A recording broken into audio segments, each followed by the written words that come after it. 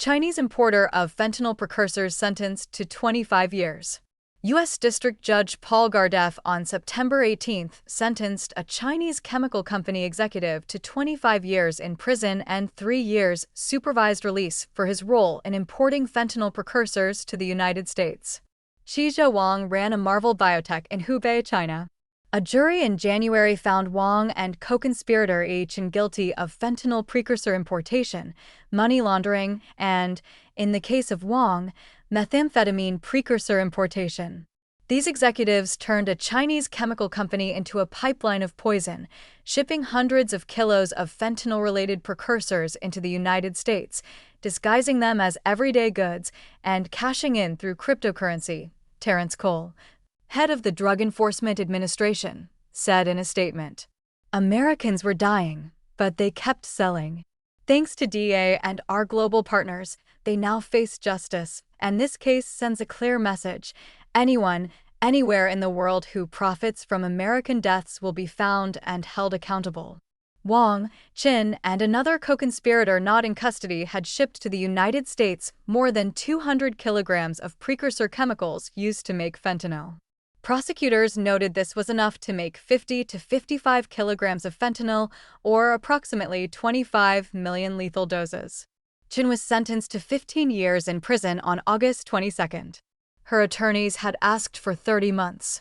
The judge rejected arguments for leniency, saying the heavy sentence was necessary for deterrence. The judge had also rejected last-minute arguments from Wang's attorneys for lower sentencing guidelines based on the purity of the drugs imported. They had asked for 3 years, and prosecutors had asked for at least 20. Beginning around November 2022, the Marvel Biotech executives had corresponded with a DEA source who posed as a buyer in Mexico with operations in the United States. A jury found that Wang and Chen knew the chemicals would be used to make fentanyl and methamphetamines and sold in the United States.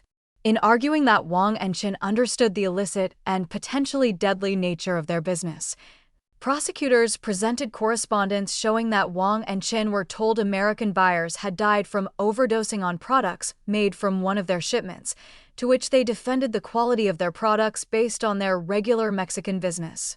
Wang and Chen had corresponded with and sold to the DEA source in 2022 and 2023, during the fentanyl epidemic, when overdose deaths soared to more than 76,000 per year in the United States. The company advertised 100% stealth shipping and Mexico hot sale, stating it would ship chemicals in packaging like nuts and dog food to avoid detection. It also claimed to ship multiple tons of chemicals to the United States on a monthly basis and ship regularly to Culiacan, Mexico, where the Sinaloa cartel is based. The number of fentanyl overdose deaths has since come down, with 2024 seeing a 27% decrease compared to 2023, according to the U.S. Centers for Disease Control and Prevention. In 2023, Wang and Chen agreed to meet with the DEA source posing as a buyer, and after traveling to Fiji were arrested and extradited to the United States to be charged and tried. The Trump administration has made stopping the fentanyl crisis a priority, calling on Mexico and China to play their roles in curbing drug trafficking. Earlier this month, the FBI and DEA announced charges against 4 Chinese companies, 22 Chinese nationals, and 3 Americans allegedly involved in fentanyl trafficking in 2022. The defendants bought chemicals from the Chinese companies that could yield more than 150 kilograms of fentanyl mixtures. The House recently passed the Stop Chinese Fentanyl Act, which would strengthen the existing Fentanyl Sanctions Act to allow the United States to sanction Chinese individuals or organizations that refuse to cooperate with U.S. efforts to stop drug trafficking.